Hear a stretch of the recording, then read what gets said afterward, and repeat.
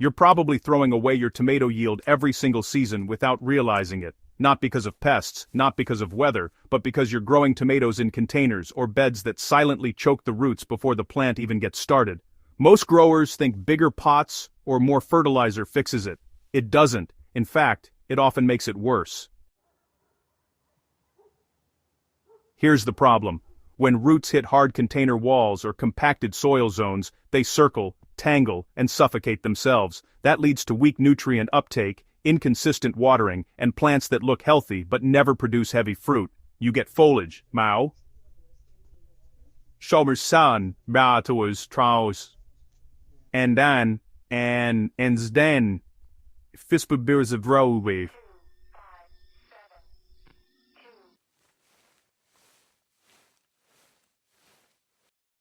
Plants that stall mid-season or drop flowers, this is usually why.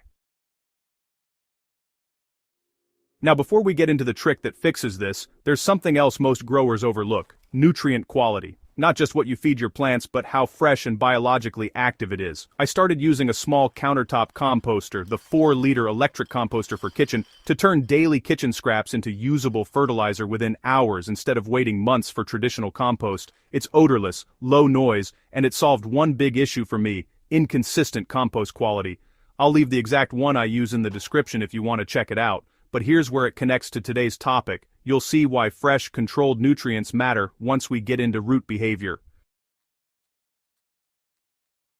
Now let's talk about the old bag method, and why it works better than most modern container systems. Most people think growing tomatoes in old bags sounds like a cheap shortcut. It's not. It's actually a controlled root management system that mimics how roots behave in natural soil environments. And once you understand what's happening underground, it changes how you grow everything. So, here's what actually happens when you use an old bag instead of a rigid container. The bag breathes. That alone, honestly, changes everything. Unlike plastic pots, where roots hit the wall and start circling, breathable materials allow air pruning. When a root tip reaches the edge of the bag and is exposed to air, it stops growing outward and instead branches inside. That creates a dense, fibrous root system instead of long, tangled roots. And more roots doesn't just mean a bigger plant. It means more consistent nutrient uptake, better water regulation, and stronger fruit production. I tested this side by side in my own garden. Same tomato variety, same soil mix, same feeding schedule. One in a standard plastic container, the other in a reused woven bag. By mid-season, the difference was obvious. The bag-grown plant had thicker stems, darker leaves, and significantly more fruit clusters. Not slightly more, double. And here's the part most people don't expect. The bag actually prevents overwatering. In rigid containers, excess water sits at the bottom and creates anaerobic zones, basically oxygen-deprived pockets where roots start to rot. But with a breathable bag, excess moisture escapes naturally. The soil stays moist but never waterlogged. This is especially important if you're growing in humid climates or dealing with unpredictable rain.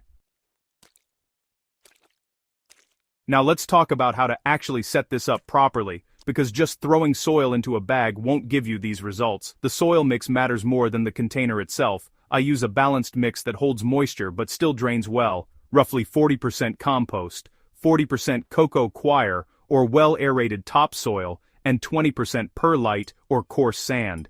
That combination keeps oxygen flowing while still retaining enough water for consistent growth. This is where that kitchen composter becomes useful again. Instead of relying on old, partially decomposed compost, you're feeding your plants nutrient-dense material that's been broken down efficiently. It gives your soil a steady boost without introducing pathogens or weed seeds. Now here's a mistake I see even experienced gardeners make when using this method. They fill the bag all the way to the top from day one. Don't do that. Start with the bag about 1/3 full when you transplant your tomato seedling. As the plant grows, gradually add more soil around the stem.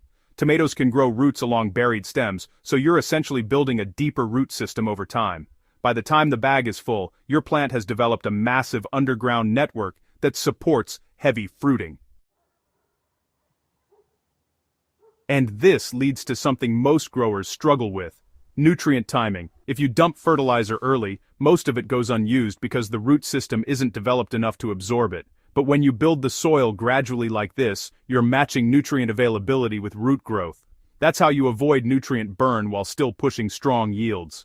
Now let's address staking and support, because bag-grown tomatoes behave slightly differently. Since the root system is more fibrous and spread out, the plant actually anchors itself better than in rigid pots. But once fruit sets, weight becomes an issue. I use a simple vertical stake or cage inserted carefully into the bag without compressing the soil.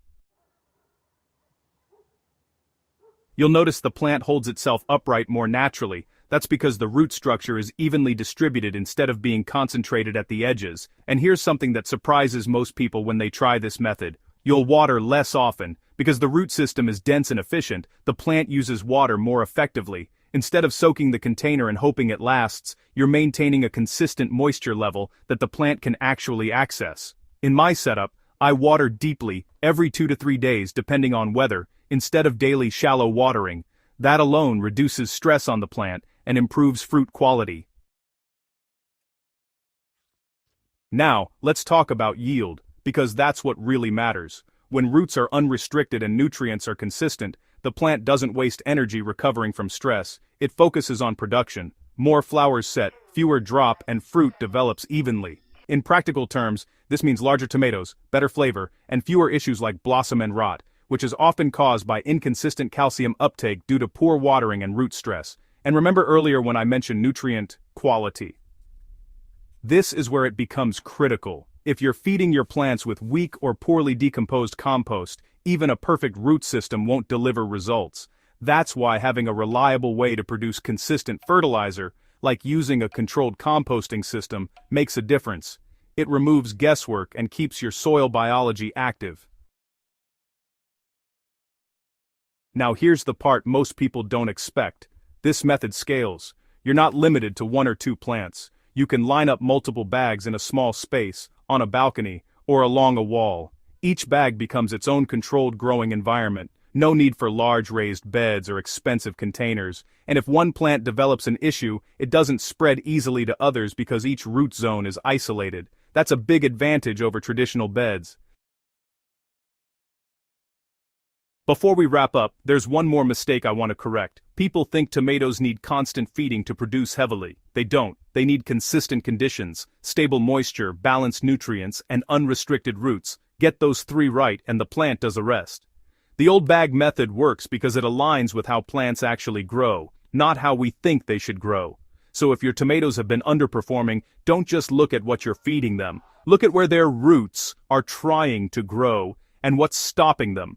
Once you fix that, everything changes. If you found this useful, subscribe to Fam Logic. This channel is about real gardening results, understanding soil, plant biology, and the practical techniques that actually work in the real world. And if you know someone struggling with low yields or weak plants, share this with them. Sometimes the simplest changes, like switching from a rigid pot to an old bag, are the ones that make the biggest difference.